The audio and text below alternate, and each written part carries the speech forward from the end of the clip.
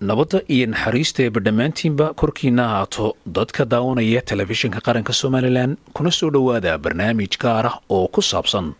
bulshada somalilan ee ku dhaqan magaalada cardiff oo iyadoo ah caasimada gobolka wales ee dalkan britain oo ay isugu yimaadeen 3 urur oo hormood ka ah waxuqabadka bulshada somalilan ee ku sugan dalka gudihiisa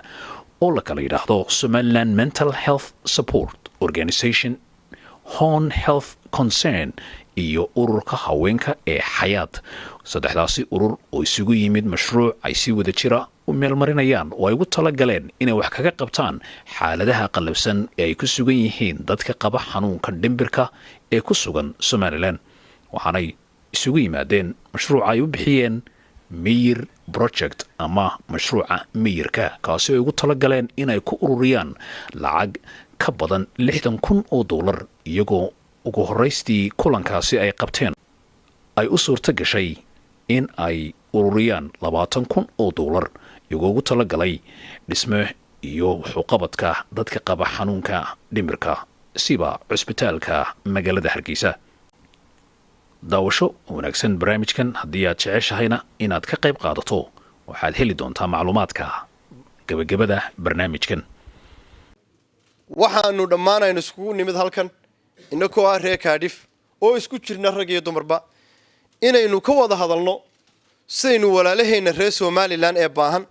Ilaahay uu caafimaadkoodii ka qaaday sidaynu wax ugu tari lahayn. horaba waa ugu tarteen waa ugu tari doontaan. waxaan jecelahay markaa caawayn programkan oo uu inagala soo qayb galay TV-ga qarankeenu Ilaahay khayr siiyo Maxamuud Xarigle uu wado iyo dhammaan dadkiina sharafta la ka soo qayb galay waan idin mahad celinayaa. program kale qolooyin hore inoogu horeeyay waqti yarna waanu haysanaa imikana waanu furi doonaa haddii Ilaahay raado kuna raagi mayno insha Allah. waxaan ku soo yar dhaweynayaa oo in yar 5 minutes aynu siinina oo inaga tacsideynaya halyeygeenu weynaa ilaa uu naxariistay gaariye mujaahid Yusuf Salaaman. ilaahay waxaanu ka baryaynaa waalidiintiina ugu xaq lahayd iyo muslimiintii meeytaadkii in ilaahay uu naxariisto gaariyana Maxamed Xaashi Dhamac. ilaahay waxaanu ka baryaynaa adoon buu ahaa qiimo leh in ilaahay naxariistii ka waraabiyo. ilaahay waxaanu ka baryaynaa matalan wuxuu ahaa qaran ilaahay halkiisii wax buuxiya awil buuxiya oo san ayaynu ilaahay ka baryay insha Allah bidmillaahi kariim. waa wax gooday ma aha qof dhintay ma aha. halkan maanta ay isugu timaadeen daarika suudo arrin muqaddisa waxaana wanaagsan runta inaan laga baydhin. maanta Soomaaliland hablaha ka dhaqaaqaysa maqaxyahan soo maray nin kasta oo hebel yahay waa soo riixnay waxaad moodaa in bir haysataa habliina oo ku buuxiyay markii la wada dareereen halka lacagtana sheegaysaan lagu faaraysan iyaga ugu badan waa garanayna waan ogin xaqiiqada lagama baydo. aan leenahay war hablihii muuqday ee ragga wixii noolaa matalan Soomaaliland dee matalan way u baahan tahay in hablaha shirarka lagu cidleeyo iyo in hantida la dhiibayo jeebka la xisleeyo lagu hadii markii la cidleeyo iyo higilkuna waa dan in shirka dee laga mareeg diido ma aha sidan hadii aynu raganahay si aan isugu dhaano waayo hablaha dee ragga horyaalo waa in raggu deeqdana uu hormariyaa higilkana hormariyaa. maanta Soomaaliland hablaha ay ka dhaqaaqaysa haday dhakhtar tahay haday jaamacad tahay haday iskuul tahay haday qof buko meel loogu burmado tahay xaqiiqadu waa sidaa. waxaan leeyahay wassalaamu calaykum waraxmatullaahi wabarakaatuh. faatixada walaalayaal mara.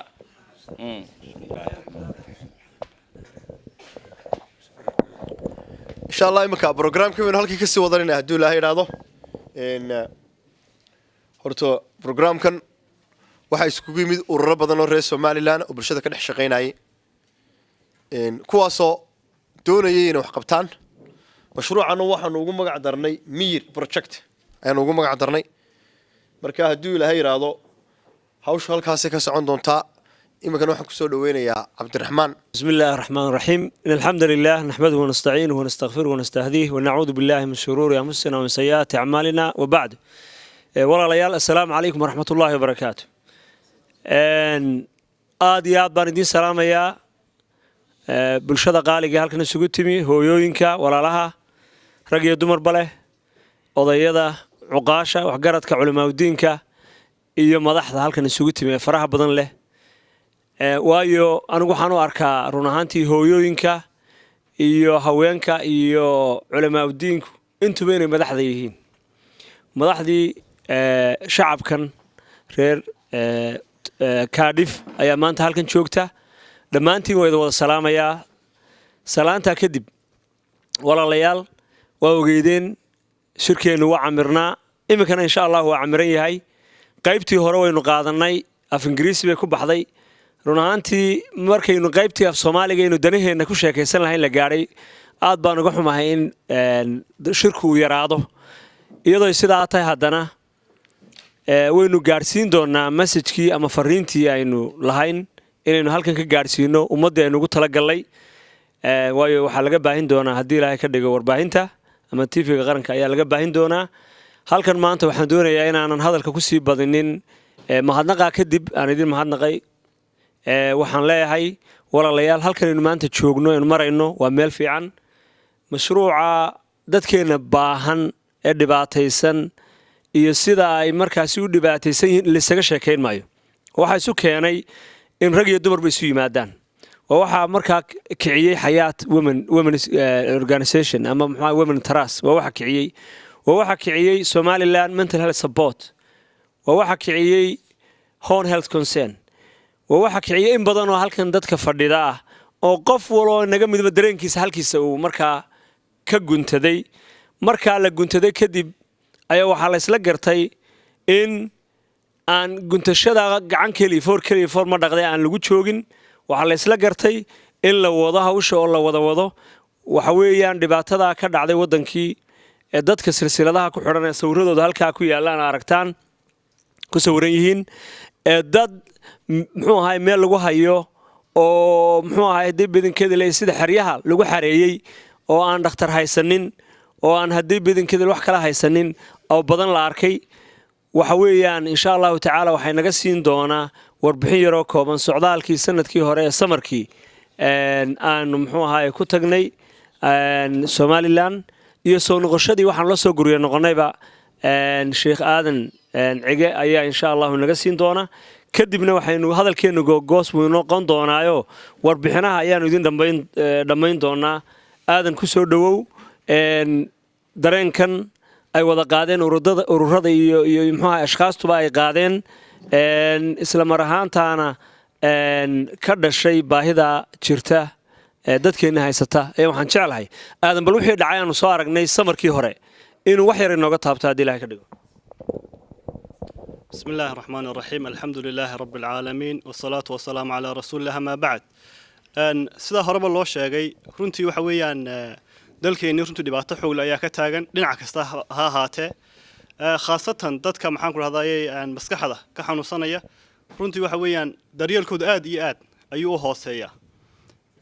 runtii saa maxaan ku raadayay Cabdiraxmaan sheegay samarkii ka horreeyay baan tagnay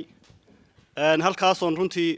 eegnay bal dhibaatada meesha ka taagan sida maxaan ku raadayay intay awoodeedu leeg tahay dhakhtarro waxa weeyaan dhakhtarka weyn ee Hargeysa ee maxaan ku raadayay waalida iyo maxaan ku raadayay waan soo eegnay meelo badan oo kale iyadana lagu hayo dad sidoo kale xanuunsanaya oo baray fadana waan soo eegnay runtii dhibaatadu inay aad iyo aad maxaan ku raadayay badan tahay ayaanu aragnay sidaa daraadeed halkan kulay dadku maxaan ku raadayay waxyaabo fara badan ayaa dadkeenu runtii ay maxaan ku raadayay dadka ka caawiyaan dalkeeni laakiin waxaad moodaa inay iska noqotay in qof walba awoodiisa intuu wixii uu qaban karo uu qabto laakiin ay iska yar tahay in la iskaashado oo ururadu intay isku yimaadaan wixii markaa dalkii u baahan yahay la iska kaashado waayo soo dadka daan awoodda la isku geynin waxa weeye meel la gaari maayo qof walba hadduu yiraahdo bal taagaaga dadaal de waxa weeye wax laga yaabaa inaad waxoogaa socoto laakiin aanad awooddaadu ayna meel xoog leh ayna gaadhin saa daraadeed waxaanu go'aansanay in bal la isku keeno wixii aan caafimaadka ka shaqeeya amba ha ahaato maxaan ku raadayay dhimirka amba caafimaadka guud ahaanba ha ahaatee sidaa daraadeed waxaanu samaynay runtii maxaan ku rahday cajalad uu naasir sheegay oo aamine cabdilaahi runtii ay dalkii ka soo duubtay cajaladaas runtii qiiro dadka aad u gelisay waxa weeyaan runtii waxa weeyaan dee marka la arko dhibaatada dadka haysata meel kasta oo ay magaranaysaa joogaanba ama guryahooda ha joogaan amba maxaan ku rahday cusbitaalka ha joogaan runtii dadka aad bay u qiiro gelisay saa daraaddeed dalkii markaanu tagnay waxaanu qabanay dhowr shir baanu qabanay oonu ku qabanay maxaan ku rahday hudhaalada 2 shir oo runtii aanu dad fara badan ku casuunay dadyoga maxaan ku rahday haysta businessyada waaweyn dadyo badan oo iyaguna ka mid ah maxaan ku rahday dawladda dad ka mid ah ururada maxaan ku rahday bulshada oo maxaan ku rahday isku jira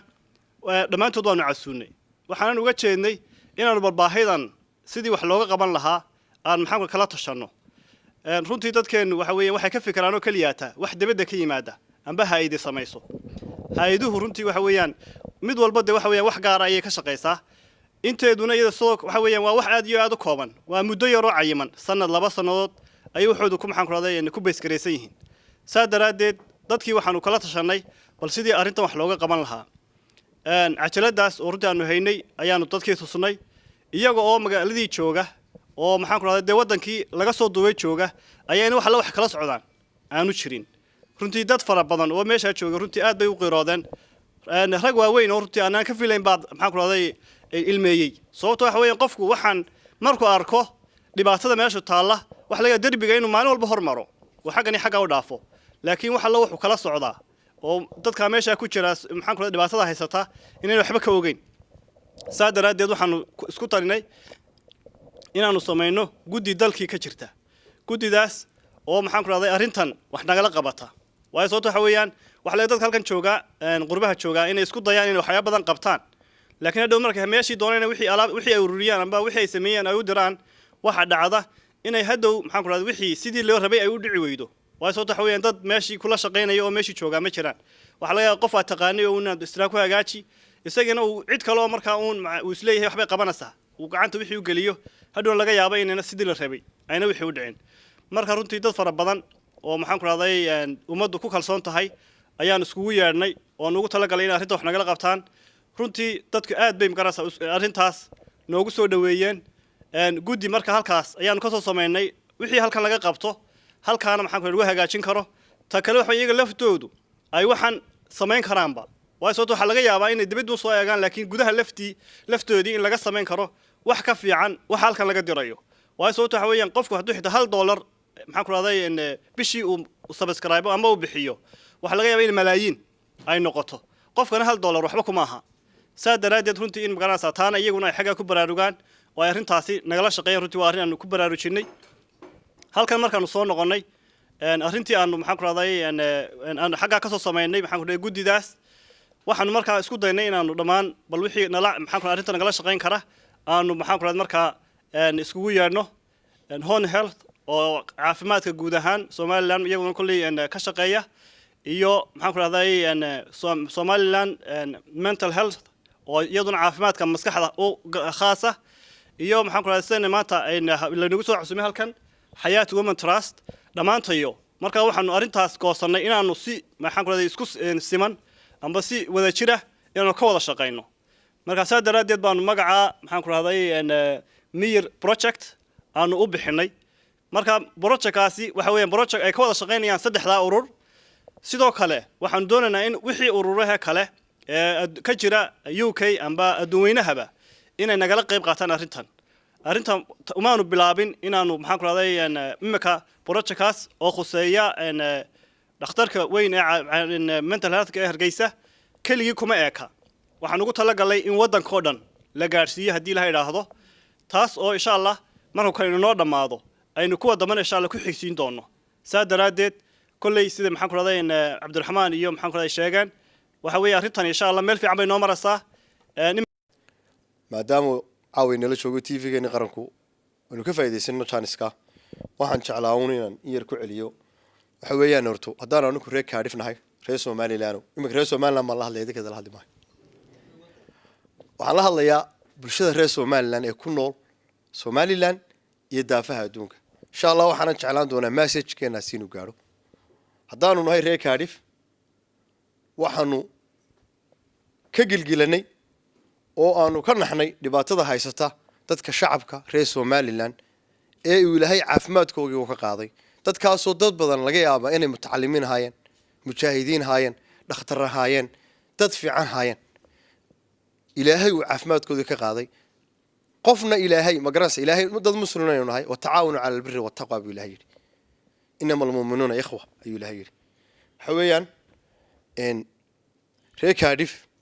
markii uu message-ku ay aaminina soo gaarsiisay cajaladii dumarka nasteexo ay ka duubeen dhibaatada haysa dhakhtarka Hargeysa ka jirta reer Cardiff oo dhan way gilgisheen rag iyo dumar waana soo madax maran dhamaantayo ma sha Allah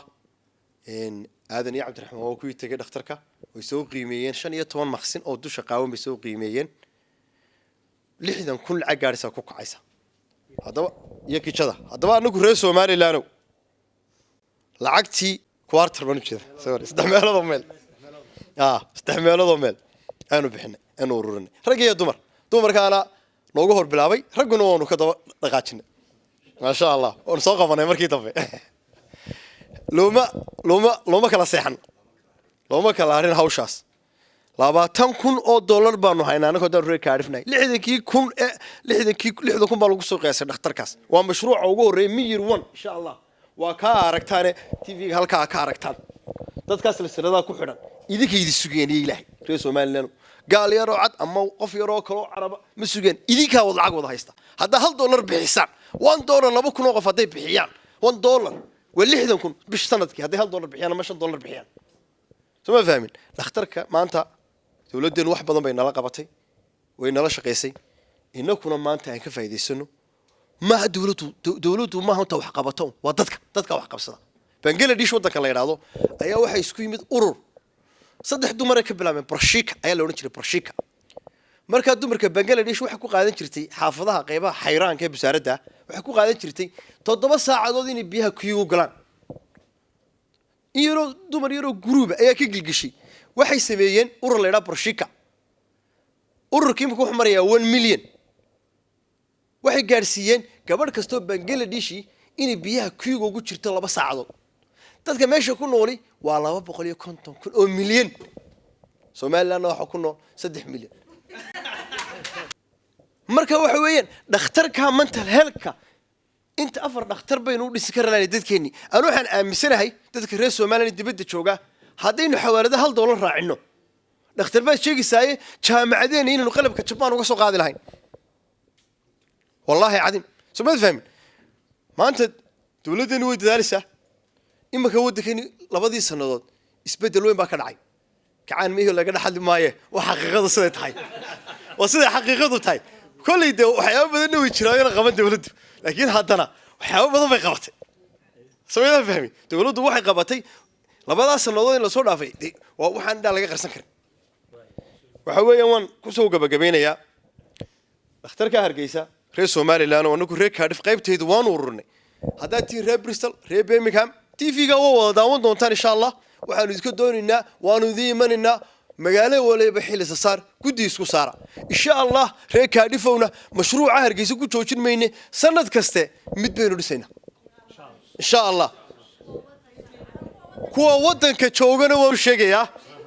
يجنا وحنا هاي سما فلذا كغيب غاتا ودتك وحقبته ودتك لعقتنا كجورنا دتك وحقبته نختار يرو اللي إحنا نكونه متغورة للسكرة متغورة للسكرة ما ننتي ب2 مليون سوق لنقاركود تجارة رسالة Somaliland مركانو شعب كانوا والله الله يا دولة دانا يدك دتك وحقبته ودتك وحتص أنا دولة دنا والله الله يا شعب كانوا والله الله يا كوك ده شو كانوا والله الله يا أنا قريت كارف واجب كي يوانو قادني وأنا دلالنا ودك هيك ضد عضانون هاي إن وحن كسو إما كانوا وحن كسو قبل يا فضل قاسي خير كاسورن كارف قبل عمي وحيس كلا دمر كيك ريكارف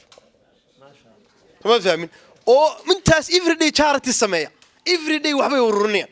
وقبيل لهين وحبا لهين ما فاهمين يا مركز إلهي هاي نو دايو إلا كون فيش كهذا نوشقية كون فيش كهذا وحلا كون هالكن كل شيء إلا هبلا هالكن كل شيء أنا كارف مقالة هذا وهبلهجي والسلام عليكم كنا كسر وين يا فوسيا السلام على رسول الله صلى الله عليه وسلم مركا كدبديد السلام عليكم ورحمة الله وبركاته دمانتين waad salaamantihiin rag iyo dumar dadkii martidiina sharafta leh halkan isugu timi hadna waan idin sidan horeba idinku naqay waan idin aad baan idinku mahadnaqayaa timekiina aad ku soo maxaan ku raadaay maanta halkan aan idinkuna raajinay barnaamijkii oo sidaan ugu talagalnay ka dib uga yara dhacay inaad noo sabirteen oo timekaan nala qaadateen aad baad ugu mahadsantihiin marka intaa ka gudbo de projectkan aanu maanta daah furayno ee magaciisa la yidhaahdo Miyir project ama maxaan ku raadaay mashruuca Miyir magacana haddii aydu magac ka sii fiican haysaan waanu inaan idin consult gareynay ahayd magac markaas maxaan ku raadaay waxa ka waramay Naasir iyo maxaan ku raadaay iyo Cabdiraxmaan oo Somaliland mental health support iyo home health concern ka socday iyo aadan isaguna visitkiisa inooga waramay waxaan anu jeclaan lahaa inaan ku daro in dumar ahaan sidaas maxaan ku raadaay Cabdiraxmaan sheegay horta kuwii ay arintu ka bilaabantay ay dumar ahayd oo markii holiday-gii ay tagtay Aamina Cabdilaahi ay maxaan ku raadaay Ilaahay ka jisay ka siiyay maanta jisay iyada ajarkaas socdo insha Allah Ilaahay ka abaal marine ay cajiladii ay ka soo duubtay markii iyadu meesha intay maalin habla tagaya oo urur ka dhisan magaalada Hargeysa nasteexo la yiraahdo oo tagayo u geeyo cuntooyin ay raacday ay dhibaatadan soo aragtay iyo dadka sida yihiin marka way u qaadan weeyeen iyadoo halkan aad aragto daryeelka loo geysto dadka maxaan ku raadaay buka inay maxaan ku raadaay dadkeenii ay saa ku soo aragtay alxamdulillah rabbil caalamiin wad la wada socoteen wixii aynu markiiba ku dhaqaaqnay waa ti loo siiyay furaashiyada way sariirihii kuwaas halka aad ka aragtaan saasi bilaa furaashi ahaan marka waa tid la inooga soo duubay TV-ga cajaladihiina waynu haynaa tiyo la geeyay oo alaabtii loo xiray ilaa imankana markan berigi dhaweed aniguna tagay December last year aan soo arkay iyadoo store-ka qaar loogu hayo xitaa waxa kale iyaguna halka aad uga shaqeeya urur kale iyagana la yiraahdo Gudoon marka labada urur dumarka ah waa dumar isxilqaamay oo de yani Ilaahay darteed uunsan ayaa waxyaabo badan runtii ka bedelay oo xitaa maanta kitchenka cuntadii soo iibiyaan kaariyoonaha lagu soo qaado khudradda iyo maxaan ku raadaay hilibka ay u soo dhex mariyaan dadka sariibada cuntada lagu kariyo waxa la ii sheegay inaanay imaka mental hospital sectionka unaanay ahayn hospitalka Hargeysa oo dhan lagu cuno oo awalna bariiskii ay soo duubtay Aamini bariis cad yani ma arki jirin sanadii hilib marka horta qofkii waxa yar uu sameeyo horta lamana yaraysto maxaan ku raadaay waxa khayrka yareed qabanayso ma ogtay ha yaraadaba waxa laga yaabaa inuu wax weyn dadka uu ka bedelaya sida maxaan ku raadaay ahadiis rasuulka kaleey salaamna qofka ka kurbo qof haysa qofka ka maxaan ku raadaay saara ee ka caawiya yani wax ka weyn waxa laga yaabaa inaad imise habeenadu salaatul tukanayso uu ka maxaan ku raadaay xagga Ilaahay uu kaga weeyay marka horta ma aha inaynu yaraysano qof walba hayso waxba ma qaban karo dawladdu maxay u qaban weyday hay'aduhu maxay u qaban waayeen waxa yareed ark aynu bilownaa wax weyn buu ayu dadkan u yahay markaas waxaan aad baan horta aan idinku wada mahadnaqay dhamaantiin waxaan ku faraxsan lacagtu inay halka noo marayso magaalooyinkii kalena la tagayo laakiin waxa aan idin oran lahaa gudidana horta nagu soo biira oo de hawsha nala gala hadda dumarkii tihiin midda kale taas imaka uu suggest gareynaya Naasir dollar yani waan furnay account-nadii website-yadii waa la sameeyay imakadan warqadihii waa la hayaa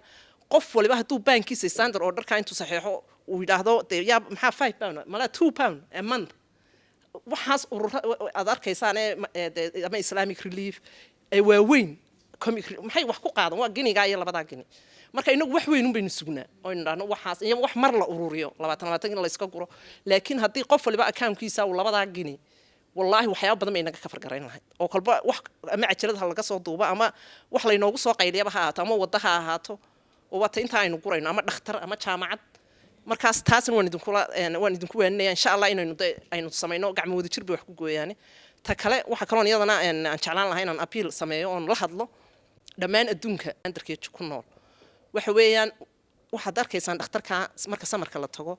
intaas oo qof ama shakhsi ahaan u tagaya ama urur ahaan u tagaya maxaa la geynayaa cunto ama timir yar ama inta yani ma la isdhaam wax dadkii maskaxdoodii haddana dadkii sidoo laga soo baxay lagu arkaya furaashadii iyo bustayaashaas aan kulay labada hablood labada urur baa ayaa iska yar xil saaro iidaha iyo dhar u qaada yani ma jiro wax difference meeshii laga sameeynaya nurses looma tababarayo dadkan xaaladoodan lama oranayo bal aynu wax ka bedelayno si kale ama wax u dhisno ama ma jirto markaas runtii inaynu ka gilgilano weeyaan nagoo aragnay wararka halkan mar walba wallahi saa dhex maro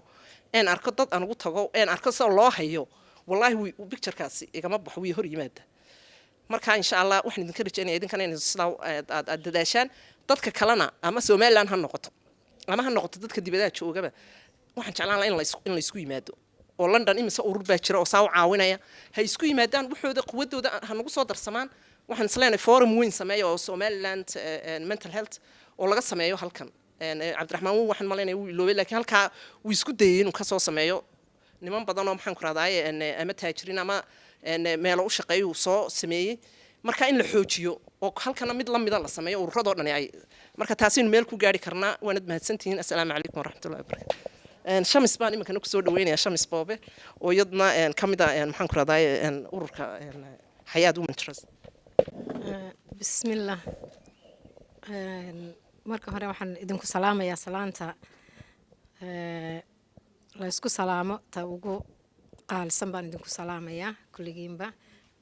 marka dadkiina sharafta leh kasoo qayb galay caawa xafladani halkan aynu isugu nimid marka wax badan baa laga hadlay oo dee wixii la odhanayay waa la yidhi laakiin anigu laba erey yar un baan odhanayaa labada erey waxa weeyaan horta magaalada imika waa saddex organisation un baa imika halkan jooga caawa laakiin way ka badan yihiin anu maalin aan meel tagnay waxaan lagu ilaa 40 group oo Soomaaliyeed baa Cardiff ka jira adoono runiya been waxay tahay laakiin 40 bay gaadhaysaa aniga iya 46 group baa jira baa leeyahay marka hadda intaas oo dhamme isku wada yimaadaan oo Cardiff wada yaala de wax fiican bay ayay wada qaban lahaayeen marka sayna marka waxa weeyaan inaynu bal inuu soo baadhno horta inagu aynu dib isugu noqono hadaynu reer Cardiff nahay oo iswaraysano dabeetana aynu waxayna hagaajisano marka intayna soo group hadaynu xitaa bal 10 ha ka soo baxaan 10kaasi wax way qaban karaan marka taasi waxaan leeyahay gruubyada Cardiff in sidan la isu dhaamo oo ma garanaysaa meel la isugu yimaado dad wada shaqeeyo wada jira inaynu noqono taa horta reer Cardiff baan leeyahay ta kale labaad waxaan leeyahay wadankeennii waxa ka jira mental health dadkan xanuunsanaya markaynu dib u sii raacno waxa jira imika dad $300 ay familiyadoodu bixiyaan laba qof ka xidhan yihiin dabeetana meelo private lagu hayo oo dadka ma garanaysaa xalka lacag dad ku shaqaystaan marka haddii cusbitaal weyn inta loo dhiso dabeetana dadka lagu la isugu wada keeno oo familiyadana break bay qaadan lahaayeen oo waxbay lacagtana way u safe garoobi lahayd lacagtan ay halkan ku bixinayaan haddii dadkan la ma garanaysaa la wacyigeliyo oo la yiraahdo aan cusbitaal weyn u dhisno aan dadkan saanaha loo daweeyo de waxtar weyn bay ahaan lahayd marka dadkan waaweyn amba dadkan familiyadan dadka badan hayaana way nafisi lahaayeen laakiin dhibaatada weyn baa wadanka ka jirta marka horta taana in dib loo eego amba dawladda dib ha u eegto amba familiyadu wada ha isu tagaano dib ha u eegaan amba dadkeena dibadda jooga ha eegaan arrimahaas laakiin arrimo badan oo waxa jira wax ka khaldan yihiin baa jira marka haddeen waxyaabahaas oo dhan saxno wax weyn baynu horumar weyn baynu gaari lahayn marka dadkan meelaha lagu hayo waan tagay wadanka waan tagaa had iyo gooraale marka meel dad badan baan ka waraystay marka waxaan dadkan meelaha lagu hayo wax la siinayo cid war uma hayso rag baa meesha ku haya laakiin raggii waxay siinayaan cidimo oga maybe waxaan wax u tarayaba inaanu ahayn marka in horta arrimahaas oo kale anu aad baan uma garanaysaa u jecelahay in dib loo raaco oo ma garanaysaa dadka in wax laga qabto oo aynu cusbitaal weyn oo wanaagsan aynu dhisno aynu hadaynu dadkeena qurba joog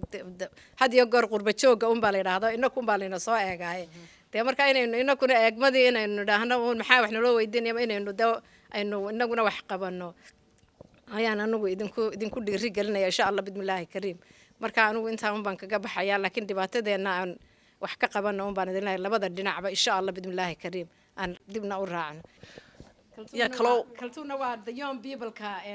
groupka weeyaan marka iyaga qudadooda waxa weeyaan dadkan doonayna inay hadhowto ma garanaysaa inay soo kacaan oo ma garanaysaa kaalintooda inay soo buuxiyaan waayo anaka intii waaweynay waa dadkii waaweynaa uu rawaxaya inta yaryar baa waa inay soo gaadhaan qaabkii waa inay ku soo buuxiyaan weeyaan insha Allah bismillaahi kariim marka waxaan leeyahay dadka Soomaaliland dhamaantoodba inay u gurmadaan dadkooda xanuunsanaya way qurux badan tahay dal iyo dibadba marka markastaba aan xagan dibadaba wax laga soo eegin xaga gudaha wax laga organize gareeyo marka naftayda iyo dadka kale waxaan ku waaninayaa ma sha Allah dadkeena xanuunsanaya silsiladaha ku xidhan in wax loo qabto markaa dee insha allah khayr baan idin rajeynaya dhammaantiinba. waxaan ka shaqeeyaa dhakhtarkaan ka shaqeeyaa marka walaahi run ahaan waxaan jeclaan lahaa inaan Hargeysa inaan la xidhiidho bari baan tegey dhawaan carruurta waan kaxay waan tegey laakiin waqti badan maan joogin marka hospitaalkana maan arkin run ahaan waxaan jeclaan lahaa inaan la xidhiidho umulisooyinka insha allah waayo imika waxaan xaggan ingiriiska waxaan ka shaqeynayay 5 sannadood ayaan ahaa midwife marka insha allah laakiin waan la xidhiidhi doonaa haddii ilaahay nafta ii daayo ha insha allah haddii training iyo wax programmo u baahan yihiin insha allah I'll be very happy willing to participate insha allah haddii ilaahay ka dhigo السلام عليكم أبو. بسم الله الرحمن الرحيم دمان وحن سلام يا دتك شرفت له كسو قيب قلي مارتي حفلة خيرية نورنا mental hospital in Hargeysa waxaan horta waa sadaqad weeyaan ilaahay horta inuu la baxino dadka dhamaan UK joogana waxaan ugu u sheegaynaa inay ka qayb qaataan oo magaalo kastaba sida caawa Cardiff sharafta yeeshay ay la yimaadaan inta aynu inagu bixino kale marka waxaan u mahadnaqayaa dhammaan qolyaha ka soo qayb galay Hay'ad Women Trust Somaliland Mental iyo Hon Health Council iyo dhammaan jaaliyada reer Cardiff sharafta leh ee ka qayb qaatay khayriga marka aan intaas ku soo gabagabanayaa waxaan ku wareejinayaa Cabdiraxmaan waqti badan baa fadhideen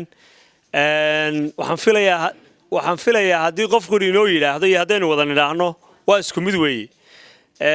waynu isbaraarujinaynay waxbaynu isu sheegaynay waxaynu isu sheegaynay walaalaheen dhibaatada haysata waa tii la yidhi guri kasta saddex inankii muxuu sheegay Naasir wuxuu yidhi saddexdii guri ee Somaliland ama Hargeysa ha noqdaan meel kale ha noqdaan waxa laga yaabaa in qof xanuunsanaya saddexdii guriba meel qof xanuunsanaya uu jiro yaa u maqan dadkaas is weydiin leh innaga u maqan kuwa gudaha jooga u maqan waxay ila tahay inaynu isbaraarujinno maanta waxa weeyaan mashruuca bilaabmay waa inaanu joogsanin ilaa iyo aynu meel kasta iyo goob kasta aynu ka dhisno oo Somalilandaba haddii ilaahay ka dhigo cusbitaal ku filan dadka waxa xusuus badan inaan yar idin sheegaan doonayaa dhibaatooyinka dadka haysta silsiladay ku xidhan yihiin halkii uu joogay qofkii saxaradii iyo kaadidii iyo wixiisii oo dhan dhigaya waxa dhici karta dad badan oo xanuunsanaya marka wixiiba halkii uu dhigay inuu wixii uu cuno ayaa dhici karta saxaradiisii inuu quuto ilaa qofkii maskaxdiisii baa maqan oo miyirkii baa ilaahay ka qaaday walaalayaal markaa dadka sidii guriga loogu dhisi lahaa cusbitaalka Hargeysa gudihiisa waxaan ku soo aragnay uu leeyahay qaybtii dadka haddii badankeeda leeyahay la dhigayay waa kuwa sariiruhu yaalaan dadka qofkii muddo iska yar ladan waa lagu yar daweynayaa laakiin rag iyo dumarkii ma kala socna ma kala qaybsana qaybo yar waxa laga yaabaa meelaha isaga talaabaan baa jiraysa ixtiraamkii iyo xushmadii gabadhu lahayd waxa laga yaabaa in mararka qaarkood aan helin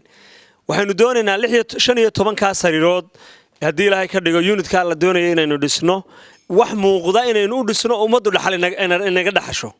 15 ka sariirood dadka xanuunsanaya marka la keeno qofka ee uu marka violent ka yahay u dagaalamayo sida dhakhtarka halka sheekeynay halkii la dhigi lahaa ma jirto imika 15 ka unit in lagu kala xareeyo dumarkana qayb loo sameeyo raggana qayb loo sameeyo qofku markuu dego ee irbadii lagu mudo ee muxuu ahaay la nasiyo ee counseling la siiyo ee lala taliyo ee la dejiyo uu dego kadib in waarka way lageeyo waxaan ku soo aragnay cusbitaalka gudihiisa gabadh maskaxdeedii iyo maankeedii ilaahay ka qaaday oo ilmo ka laalaado ilmihii dusha ku sida oo xambaarsan xanjeerka oo uu dhinac ka laalaado oo doonaysa in cusbitaalka ka baxdo oo askartii la dagaalamaysa oo baryootomaysa mar war sii daayada haysa maxay la qaylinaysaa waxa weeyaan ilmahan markii aan weydiiyay askartii aan ku yiri maxaa gabadhan ay tahay waa gabadh meesha lagu daweeyo ilmahan ay dusha ku sidaan gooray qaaday lama oga iyo cid ka dhashay toona bal hadda walaalayaal arrimaha ayaga bal dadkeenni sidoo dayacan yahay ayaga waxa laga yaabaa inuu markaa wixii ka yimi cuno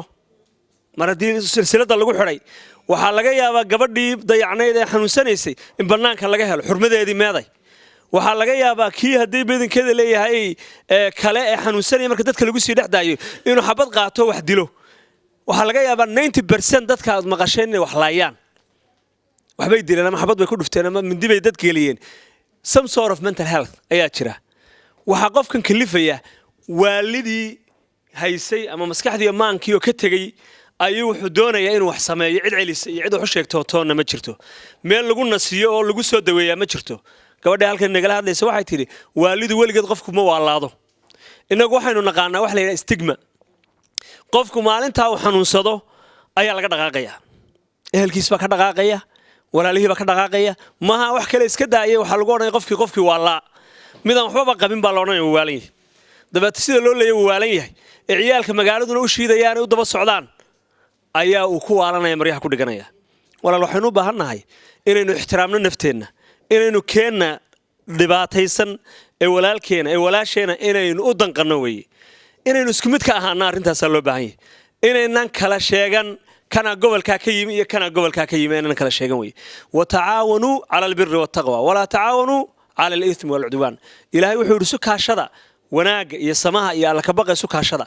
tacaawunku muxuu yahay maanta taa aynu bilownay baa ka kowaa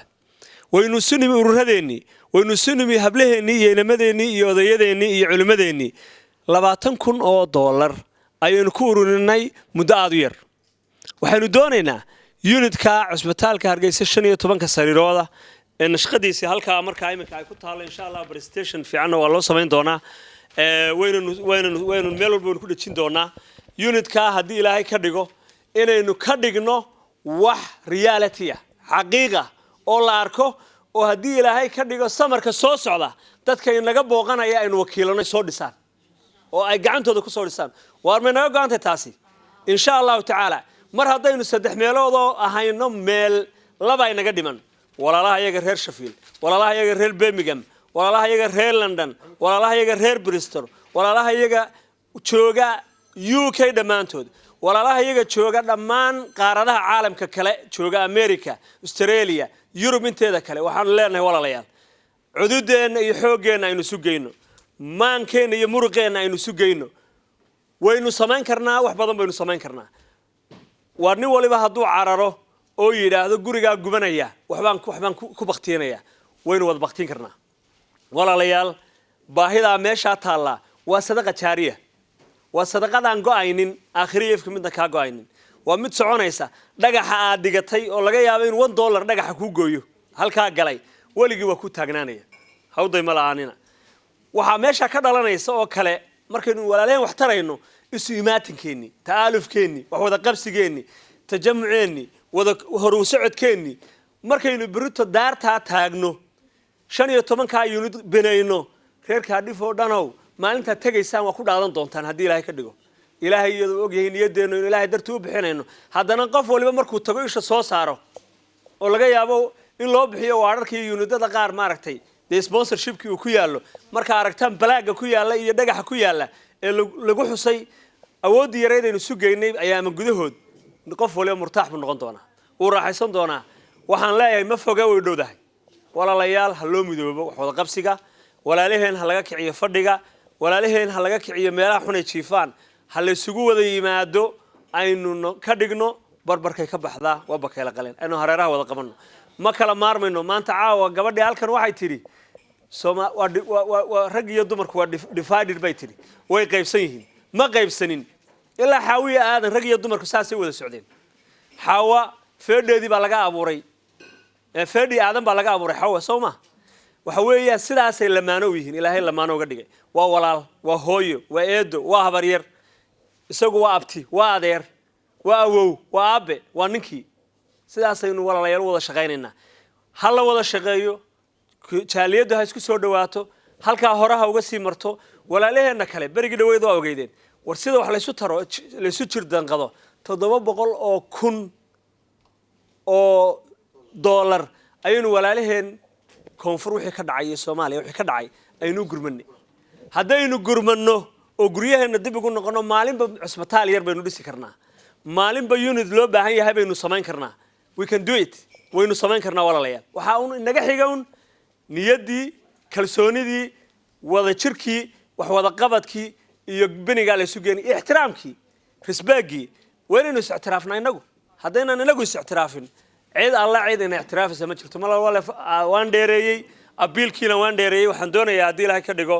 inaan ku soo gabagabeeyo duco ilaahay subxaanahu wa tacaala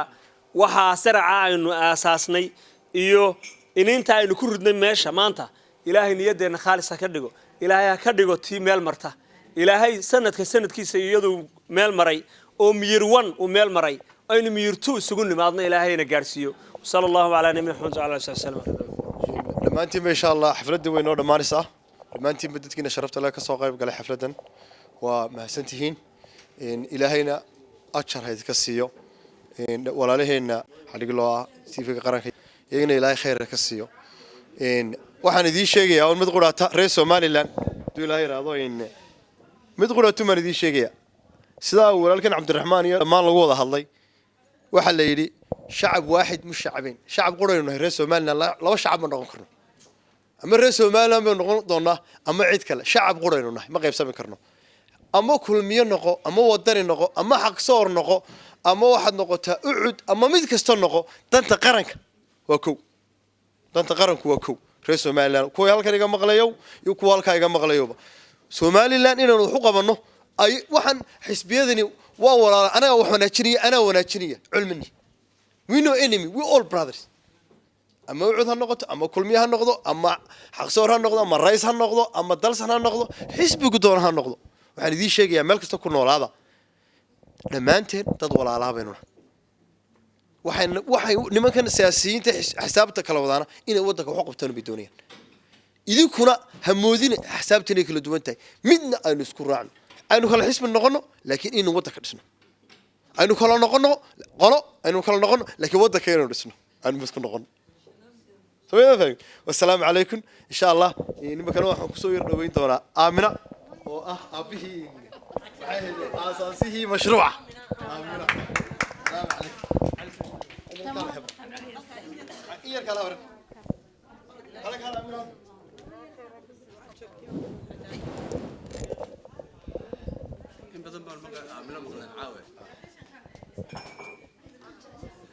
السلام عليكم السلام عليكم aad iyo aad baad u mahadsantihiin dhammaantiin dadkiina ka soo qayb galay xafladan aad iyo aadna waanu idinku hambaliyeynaynaa dadka dhibaataysan ee xanuunsanaya ilaahay miirkooda iyo maankooda ka qaadina ilaaha rabbiga wax lala xadka ilaahay miirkooda ha soo celiyo ilaahay iyagana ha ka dulqaado innagana ilaahayna ma soo gaarsiiyo way dhibaataysan yihiin ilaahay dhibaatada ha ka dulqaado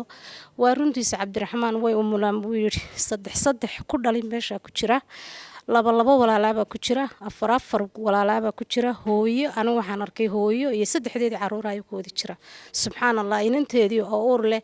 oo ka xidhan lugta oo yaani meel ay u dhaqaaqdaan aanay jirin ayaan indhahayga ku arkay wax laga damqado oo laga ooyo ayaan ugu arkay iyaguna way qatan oo way qaawan ciiday jiifaan waxaad arkaysaa subxaanallah suuliga ay meesha leeyahay waa baytalmeygi oo ilaahay baan ku dhaartay ayagu dhex jiifaan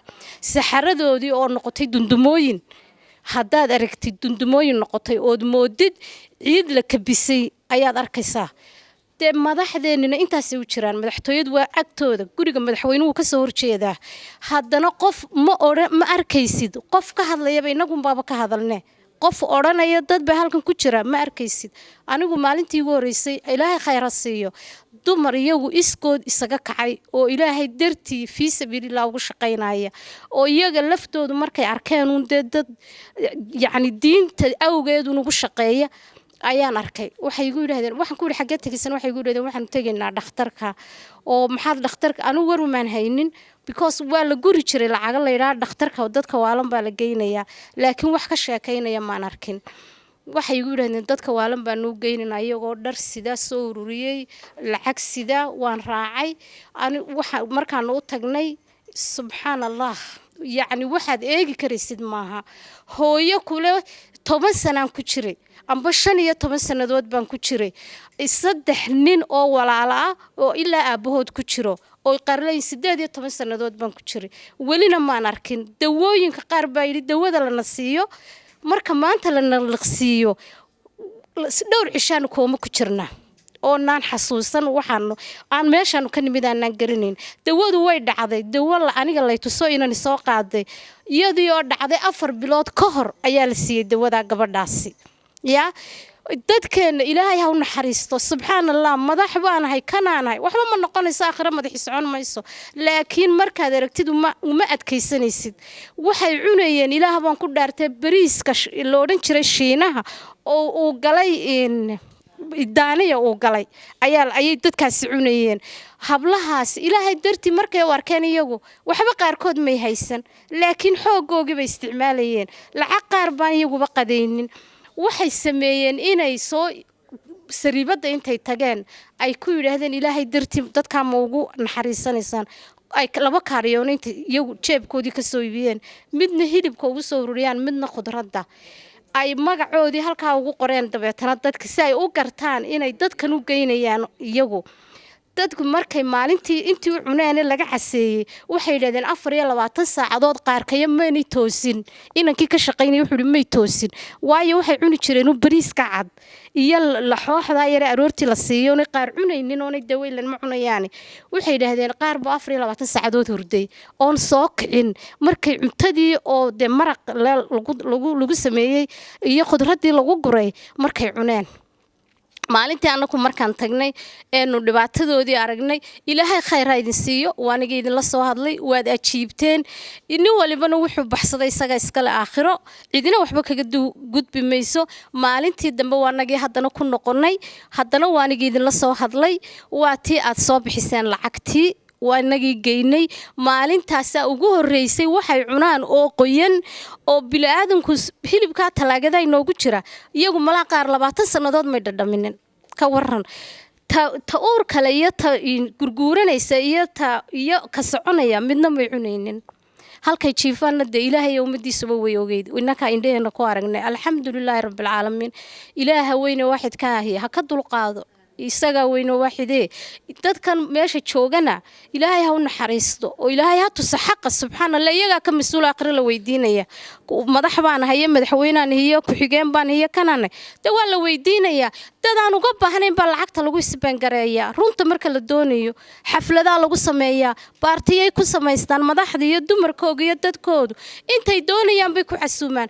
dadkan ku xigee intan u jira waxa siiyaan oo ilaahay dartii waxa siiyaan way baahayin way dhibaataysan yihiin ina idinkana iyo inteeni kale aragtaybana ilaahay khayrkooda hayna siiyo ilaahay qof walbana kama habaabiyo ilaahay dartii baan u sameeynaa walina waynu wadaynaa waan sameeynaa intayna maqlaysaan ilaahay waxaan ka baryaa inay nagu gargaaraan inay nagu garab galaan wassalaamu calaykum